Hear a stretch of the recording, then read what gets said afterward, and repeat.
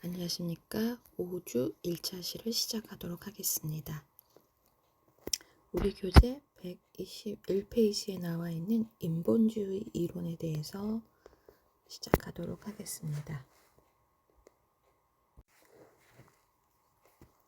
인본주의 이론은 인간의 과거 경험이 현재의 행동을 결정한다는 정신분석 이론과 달리 인간은 현재 지금 여기에서 어떻게 생각하고 느끼느냐가 행동을 결정한다고 보았습니다. 인간은 누구나 다 자신의 잠재력을 실현하려는 강한 경향성을 가지고 있다고 생각하는데요. 인본주의 이론에서 인간은 동기, 본능, 과거의 집착이 아니라 전체적인 존재로 존경받을 가치가 있다고 보았습니다. 대표적인 인본주의 학자가 칼 로저스입니다. 그의 인간주의 중심 이론이 메슬로우의 이론, 역동이론 이렇게 살펴보도록 하겠습니다. 로저스의 인간 중심 이론은 내담자 중심 치료의 창설자로 잘 알려져 있지만 심리치료사로서 얻은 경험으로 이론을 만들었다고 해요. 로저스는 사람이 왜 그렇게 행동하는가를 알아내는 것보다 사람을 돕는 것에 관심을 가졌고 상담 관계란 치료자의 따뜻한 반응으로 이루어진다고 주장하면서 인간이 상담을 통해서 어떻게 느끼고 생각하는가에 대한 연구를 하게 됩니다. 성격에 대한 로저스의 개념이 1940년대 초부터 그가 1987년까지 사망한 그때까지 기본적으로 바뀌지 않았다고 해요. 로저스의 치료와 이론은 이름에서 여러 차례 변화가 있었는데요. 초기에는 자신의 이론을 비지시적 상담으로 부르다가 1945년 내담자 중심 치료라는 책을 출판하면서 내담자 중심 상담이라고 불렸고 1974년에는 인간 중심 상담이라고 하였다고 해요. 그가 자신의 상담 이론을 상담 장면뿐만 아니라 생활지도, 교육, 사회사업, 종교, 산업경영, 조직개발 등에 적용하면서 발전시키는 활동을 계속 이어가는 열정 있는 학자였다고 합니다. 메슬로우의 역동이론은 사람이 하나 혹은 둘 이상 다른 욕구에 의해 끊임없이 동기화되고 애정과 존중의 욕구에 동기화되기 전에 굶주림과 안전 같은 더 낮은 욕구가 일부라도 만족되어야 한다는 이론을 펼쳤는데요. 인지나 미적인 욕구도 행동을 일으킨다고 했습니다. 맨 처음 물결이 정신물결이고 그 다음 행동주의인데 메슬로우는 제3의 물결의 아버지이지만 스스로를 반 프로이드 학파나 반 행동주의라고 생각하지 않는다고 했다고 해요. 실제로 메슬로우는 스스로를 정신분석자이고 행동주의자라고 했다고 합니다. 그러나 두 이론이 다 인간을 보는데 한계가 있고 둘 다 정상적인 건강한 사람을 다루지 않았다고 합니다. 인간이 정신분석과 행동주의가 제의하는 것보다 더 높은 자질을 갖고 있다는 것과 심리적으로 건강한 것이 어떤 것인지 탐구하는데 메슬로우는 자기생의 후반부를 보냈다고 해요.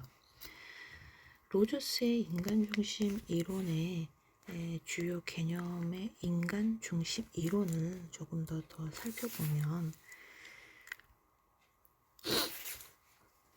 실현 경향성, 자아 실현, 자각, 욕구, 조건부 가치 5가지의 로저스의 인간중심 이론을 살펴볼 수 있는데요. 인간에게는 단 하나의 기본적인 동기인 실현 경향성이 있다는 것입니다. 인간은 자신을 유지하고 잠재력을 건설적인 방향으로 성취하려는 기본적이면서도 선천적인 성향을 가지고 있습니다. 인간은 성장과 완성을 향하여 그리고 최상의 존재성을 성취하려고 나아갑니다. 실현 경향성은 방해하는 것이 개인이 속해 있는 환경이라고 해요. 인간은 실현 경향성을 격려해주는 호의적인 환경이 조성되지 않으면 성장에 방해가 됩니다. 두 번째, 자기와 자아 실현은 로저스는 아동이 자신의 경험이 개인적인 것이 되고 자각 속에서 나를 나를 대한 경험을 구별할 때 자기에 대한 희미한 경험이 개념으로 생긴다고 합니다. 아동은 좋고 나쁜 것을 배우고 즐겁거나 즐겁지 않은 것을 느끼며 점점 자신에 대한 정체감을 갖게 됩니다. 아동은 실현 경향성을 근거로 자신의 경험을 긍정적으로나 부정적으로 평가하게 됩니다. 아동이 일단 기본적인 자기 구조를 갖게 되면 자기를 실현하려는 경향을 갖게 되고, 자기 실현은 실현 경향성의 하위 체계이고 실현 경향성과 같은 말은 아닙니다. 실현 경향성은 개인의 유기체적인 경험을 말하고 의식과 무의식, 생리적이고 인지적인 전체 인간을 말합니다. 반면 자기 실현은 자각된 대로 자기를 실현하려는 경향을 말하는데요. 유기체와 지각된 자기가 조화를 이룰 때 이 두 실현 경향성은 거의 같은 것입니다. 그러나 사람의 유기체적인 경험이 자기에 대한 견해와 조화를 이루지 않을 때 실현 경향성과 자기 실현 경향성 사이에 불일치가 있게 됩니다. 예를 들어 한 남성의 유기체적 경험이 부인에 대한 화인데 배우자를 향한 화는 자기에 대한 지각과 달라서 그의 실현 경향성과 자기 실현이 불일치해 이 사람은 갈등과 내적인 긴장을 경험하게 됩니다. 로저스는 자기 개념과 이상적인 자기라는 두 가지 자기 하위 체계를 상정하게 됩니다. 거기에 자기 개념과 이상적 자기라는 것을 구분하여 설명할 수 있는데요. 그 첫 번째 자기 개념은 개인이 지각하는 자신의 존재와 경험에 대한 모든 것을 말합니다. 자기 개념은 유기체적인 자기와는 다르고요. 유기체적인 자기는 사람의 자각을 뛰어넘거나 그 사람이 소유하지 않는 것을 말합니다. 예를 들어서 위는 유기체적인 자기의 일부이지만 기능을 잘못해서 문제를 일으키지 않는 한 사람의 자기 개념으로 인식되지 않는다고 해요. 마찬가지로 사람은 자기가 부정직하다는 자기 개념이 없어서 자기가 부정직함을 인정하지 않습니다. 그래서 일단 자기 개념이 형성되고 나면 변화나 학습이 쉽지 않습니다. 자기 개념과 일치하지 않은 경험은 부정되거나 왜곡되죠. 이미 형성된 자기 개념의 변화는 불가능한 것이 아니지만 어렵습니다. 수용적인 분위기에서 변화가 있을 수 있는데 이 수용적인 분위기는 불안과 위협을 줄여주고 이전에 받아들이지 못한 경험을 받아들이게 해줍니다. 이상적인 자기는 자기의 두 번째 하위 체계로 사람이 되고 싶어하는 자기입니다. 이상적 자기는 사람이 소유하기를 원하는 모든 특징이며 항상 긍정적인 것입니다. 이상적 자기와 자기 개념의 차이가 크면 건강하지 못한 성격을 갖게 되고, 심리적으로 건강한 사람은 자기 개념과 이상적인 자기가 조화를 이룬 사람입니다. 세 번째, 자각인데요.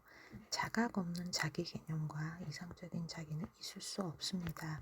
로저스는 자각은 우리 경험에 대해 상징적으로 표상하는 것이라고 설명하였는데요. 여기에서도 자각의 수준과 긍정적인 경험에 대한 부정으로 두 가지로 설명하게 됩니다. 로저스에 의하면 세 가지 수준의 상징이나 자각이 있다고 했는데요. 그 첫 번째가 어떤 사건은 자각의 문지방 아래에서 무시되거나 억제됩니다. 우리는 걸으면서 많은 자극을 받지만 모든 것에 주목하지는 않습니다. 예를 들어 아이를 원치 않았던 어머니가 죄식 때문에 자녀에게 지나치게 몰두할 수 있고, 아이를 향한 이 어머니의 화와 분노는 소녀간 감추어져 결코 의식에 없거나 계속 어머니에게 남아있으면서 어머니의 의식적인 행동에 나타난다고 해요. 둘째, 어떤 경험은 정확히 표상되어서 자기 구조로 받아들여집니다. 이런 경험은 위협적이지 않고 자기 개념과 일치하는 것이 될 수 있습니다. 예를 들어서 수학에 자신이 있는 아동은 교사에게 자신의 능력을 칭찬받았을 때 이 칭찬의 말은 정확하게 해석되어 아동 자신의 자기 개념이 되게 됩니다. 세 번째, 왜곡되어 지각되는 경험이라고 해요. 사람의 경험이 자기에 대한 생각과 일치하지 않을 때 생각하는 자기 개념과 일치되도록 재구성되거나 왜곡됩니다. 만일 타고난 재능이 있는 피아니스트가 경쟁자로서부터 연주가 탁월했다는 말을 들으면 신뢰하는 친구가 말한 것과는 다르게 반응하게 됩니다. 피아니스트는 이 말을 듣고 위협을 느껴 그 의미를 왜곡할지도 모른다고 해요. 긍정적인 경험에 대한 부정은 많은 사람은 진정한 찬사나 긍정적인 피드백을 받은 만남에도 불구하고 그 찬사를 받아들이는데 어려워한다고 해요. 그래서 찬사가 진정인데도 받는 사람의 자기 개념에 긍정적인 영향을 주지 못하고 사람이 칭찬을 하는 사람을 못 믿거나 혹은 찬사를 받는 사람이 그것을 받을 만하지 않다고 생각하지 않아서 왜곡할 수 있다는 것입니다. 욕구는 유기체의 유지, 향상, 긍정적인 존중, 긍정적인 자기 존중 네 가지로 설명할 수 있습니다. 그 첫 번째 유지가 유기체의 자기 유지에 대한 욕구는 음식, 공기, 안정감 같은 기본적인 욕구가 만족되어 변화에 저항하고 현상을 유지하려는 것을 말합니다. 유지 욕구는 현재의 편안한 자기 개념을 보호하고 싶어 하는 것입니다. 사람은 새로운 생각에 대항하고 잘 맞지 않는 것을 왜곡하고 변화를 싫어하며 성장은 겁을 주는 것으로 여기게 됩니다. 향상은 사람은 현상을 유지하고 싶어 하기도 하지만 여전히 배우고 변하려고 하는데요. 더 발달하고 성장하려는 것을 향상이라고 합니다. 자기를 향상시키려는 욕구는 지금 당장 별 이득이 없는 것을 배우고 싶어하는 것을 보여집니다. 사람은 유기체로서 자신의 기본적인 특성을 향상시키려는 타고난 성향 때문에 유혹과 고통에도 직면하게 됩니다. 세 번째, 긍정적인 존중에 대한 부분은 자기에 대한 자각이 있게 되면 아동은 타인으로부터 사랑받거나 수용되고 싶은 욕구를 발달시키는데요. 이것이 긍정적인 존중이 됩니다. 긍정적 존중의 욕구는 모든 인간에게 있는데요. 생애 내내 강력하고 지속적인 동기가 됩니다. 중요한 타인에게서 받는 긍정적 존중은 유기체의 욕구를 채우는 것보다 강할 수 있습니다. 예를 들어 유기체 수준에서 개를 무서워하는 아이가 자신의 아버지가 용감함을 보여달라며 개를 만져보라고 할 때 이 아이는 아버지로부터 칭찬을 받으려고 자신의 두려움을 부정하거나 왜곡한다고 해요. 긍정적 자기 존중은 자기가 생긴 후 긍정적 존중이 만족되거나 좌절되는 경험을 통해서 사람은 자기 존중의 욕구가 생기게 됩니다. 긍정적 자기 존중감 획득은 중요한 타인이 자신을 좋아하고 가치롭게 여긴다는 한 개인의 지각에 달려 있습니다. 만일 사람이 타인에게 사랑을 받는다고 지각하면 어느 정도 긍정적 자기 존중이 채워진다는 거예요. 긍정적인 존중은 긍정적 자기 존중보다 먼저 있어야 하는 것이고, 이는 사람이 자기 존중감 욕구가 있기 전에 애정과 소속의 욕구가 먼저 채워져야 한다는 것입니다. 앞으로 소개될 매슬로의 개념과 유사한 부분입니다. 긍정적 자기 존중의 원천은 사람이 타인에게서 받은 긍정적인 존중이 됩니다. 일단 갖게 되면 긍정적 자기 존중은 자율적이 되고 무제한 계속될 수 있다고 해요. 다섯 번째, 조건부 가치는 불행하게도 사람은 무조건적인 긍정적 존중보다는 조건에 맞아야 가치가 있다고 인정받습니다. 부모, 친구, 배우자의 기대에 맞출 때만 이들의 사랑과 수용을 받습니다. 조건부 가치는 사람이 그들의 경험을 수용하거나 거부하는 기준이 됩니다. 사람은 자신을 타인이 지각하는 것에 맞추고 또 이것에 근거해 자신을 평가하게 됩니다. 만일 다른 사람이 자신의 행동에 상관없이 수용하면 우리는 무조건적으로 칭찬을 받았다고 생각합니다. 그러나 사람이 어떤 행동을 인정받고 어떤 행동을 인정받지 못하면 그들이 이 가치의 조건적임을 알게 됩니다. 긍정적이든 부정적이든 외부의 평가는 심리적인 건강을 해줄 수 있고 사람으로 하여금 자신의 경험에 완전히 개방적이지 못하게 됩니다. 의미 있는 대상으로부터 긍정적 자기 존중을 받기 위해 자기 의지와 관계없이 겉으로 최선을 다하게 되고 아동은 착한 아이가 되기 위해 내적 경험을 무시하게 됩니다. 이것은 아동이 여러 가지 다양한 경험에 개방적이면서 성장하는 것을 방해하며 결국 독특한 존재로 성장하지 못하게 됩니다. 매슬로우의 역동이론은 동기에 대해 여러 가정을 하게 되는데요. 첫째가 동기에 대한 전체적인 접근으로 단순한 부분이나 기능이 아니라 전체의 인간이 동기화되게 됩니다.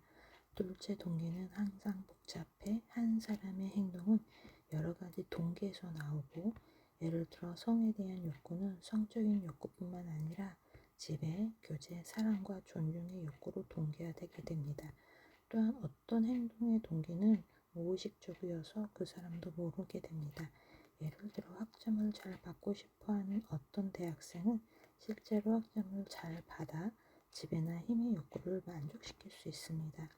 셋째, 사람은 계속해서 하나 혹은 둘 이상의 다른 욕구에 의해 동기화되고요. 한 욕구가 채워지면 동기화는 힘을 약화되고 이는 다른 욕구로 교체됩니다. 예를 들어 굶주림의 욕구가 채워지지 않으면 계속 음식을 찾으나 먹을 것을 충분히 할 때 사람은 안전, 우정, 자기가치 같은 다른 욕구를 갖게 됩니다. 넷째, 모든 인간은 똑같은 기본적인 욕구에 의해 동기화됩니다. 음식을 얻고 거주지를 마련하고 우정을 표현하는 등에 대한 방식은 아주 다양할 수 있으나 음식, 안전, 우정에 대한 기본적인 욕구는 거의 모든 종에서 다 있습니다. 마지막 욕구에 대한 위기가 있다는 부분을 기억하시면 좋을 것 같습니다. 욕구의 위기는 매슬로우의 낮은 수준의 욕구는 반드시 채워져야 한다는 윗 수준의 욕구 전에 비교적 채워져야 한다는 것인데요. 낮은 수준의 욕구는 윗 수준의 욕구보다 우세하고 먼저 채워져야 합니다. 존중이나 자기 실현에 동기화된 사람은 이전의 음식과 안전의 욕구가 채워져야 한다는 것이지요. 매슬로우의 욕구의 위계가 생리적인 욕구, 안전의 욕구, 애정과 소속의 욕구, 존중의 욕구, 자아실현의 욕구. 낮은 체계에서 윗체계로 올라갈 때 만족을 우리가 채워나가는 상위 수준의 욕구의 체계입니다. 그 생리적인 욕구를 먼저 살펴보면 인간의 모두의 가장 기본적인 욕구는 생리적인 욕구로 음식, 물, 산소, 몸의 체온 유지입니다. 생리적인 욕구는 모든 것 중 가장 강력한 것인데요. 굶주린 사람은 친구를 사귀거나 자아존중감을 얻기보다 우선 먹어야 합니다. 이 욕구가 채워지지 않으면 음식 이상의 것을 생각할 수 없어 기본 동기는 우선 뭔가를 먹는 것입니다. 생리적인 욕구는 다른 욕구들과 두 가지 점에서 다른데요. 첫째는 완전히 만족되거나 넘치게 만족될 수 있는 유일한 욕구입니다. 어떤 사람이 충분히 먹어 음식이 동기화할 힘을 완전히 이룰 수 있습니다.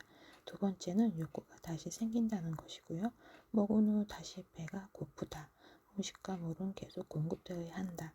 다른 욕구는 다시 생기지 않고 예를 들어 한번 애정과 존중의 욕구가 비교적 채워지면 만족한 상태로 있는데 생리적인 욕구는 계속해서 다시 생기게 됩니다. 안전의 욕구는 생리적인 욕구가 채워지면 신체적인 안전, 안전성, 우전성, 보호, 질병, 공포, 걱정, 위험, 무질서 같은 위협적인 것에서 자유롭고자 하는 안전의 욕구가 동기화됩니다.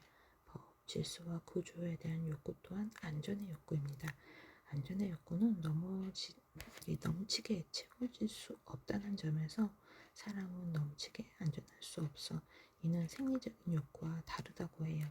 인간은 바이러스, 화재, 홍수나 타인의 위험한 행동에 결코 완전히 보호될 수 없기 때문입니다. 전쟁이 없는 사회에서 대부분의 건강한 성인은 안전의 욕구를 채워 비교적 이 욕구를 중요하지 않게 생각합니다. 그러나 아동의 경우 어둠, 동물, 낯선 사람, 부모의 벌 같은 위협 속에서 생활하다 보면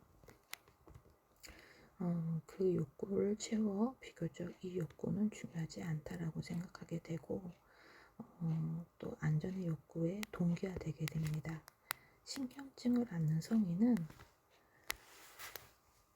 부모의 처벌, 무서워하는 아동기로부터 비이성적인 공포를 갖고 있기 때문에 안전을 못 느끼게 됩니다. 이들은 자신의 신체적인 안녕이 위협을 받는다고 생각하고 안전하고 친숙한 것에만 자신을 한정하게 됩니다. 이들은 건강한 사람보다 안전의 욕구를 채우는데 더 많은 에너지를 소모하고 이들의 시도가 성공적이지 못하면 매슬로우가 말하는 기본적인 불안을 느끼게 됩니다.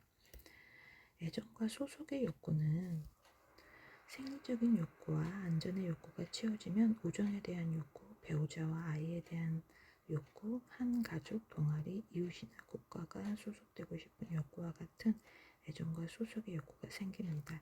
애정과 소속의 욕구는 애정을 주고받고자 하는 욕구뿐만 아니라 성과, 인간의 행동 여러 가지에 나타나는데요. 부분적으로 만족될 때 보통 애정의 욕구가 가장 강합니다. 입맞춤을 받거나 안겨보는 등 사랑을 받아본 경험이 없는 사람은 사랑의 표현 없이 오랜 시간을 지낼 수 있습니다. 그들은 사랑의 결핍을 당연시하고 결국 이 욕구의 가치를 평가절하하게 됩니다. 애정과 소속의 욕구가 어린 시절부터 채워진 사람은 사랑이 거절될 때 겁먹지 않습니다. 중요한 타인에게 수용된다는 자신감이 있는 사람은 다른 사람이 거절할 때 힘들어하지 않습니다. 다시 말해 사랑을 조금 받는 사람은 애정과 소속의 욕구를 채우려는 동기가 강하게 됩니다. 즉 사랑을 조금 받은 사람은 충분한 정도의 사랑을 받거나 전혀 받지 못한 사람보다 애정과 수용을 받으려는 욕구가 더 큽니다. 심리적으로 성장하기 위해 아동은 사랑이 필요하고 이 욕구를 채우려는 시도가 뚜렷하고 직접적입니다. 성인 역시 사랑이 필요한데요. 성인의 시도는 교묘하게 감춰집니다. 성인은 다른 사람에게 냉담한 척하거나 비난하거나 차갑고 무정한 태도를 가장하면서 종종 자기 파괴적인 행동을 하게 합니다. 이들은 자기충만하고 독립적으로 보이나 타인에게 진정으로 수용되고 사랑받고 싶은 강한 욕구를 가지고 있습니다.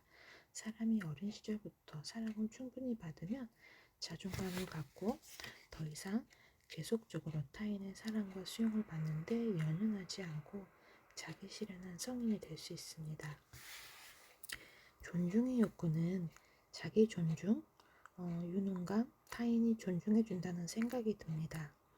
매슬로우의 존중의 욕구는 명성과 자아 존중감 두 가지가 있고, 명성은 타인의 눈에 의한 위험, 인정이나 평판, 자아 존중감 같은 자신의 견지에서의 자신감과 자신감에 대한 부분입니다.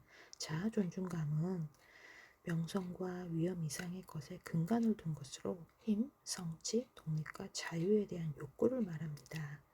일단 사람의 존중감이 채워지면 자기 실현의 문턱에 서게 됩니다. 자기 실현의 욕구는 낮은 수준의 욕구가 채워지면 자동으로 다음 단계로 이동하거나 존중의 욕구가 채워진다고 항상 자기 실현의 욕구로 이동하지는 않는다고 해요. 매슬로우의 존중의 욕구가 채워지면 자기 실현의 욕구가 강하다고 했으나 1960년대 대학생들과 여러 사람을 만나보고 반드시 자기 실현 욕구가 생기는 것은 아님을 알게 되었다고 해요.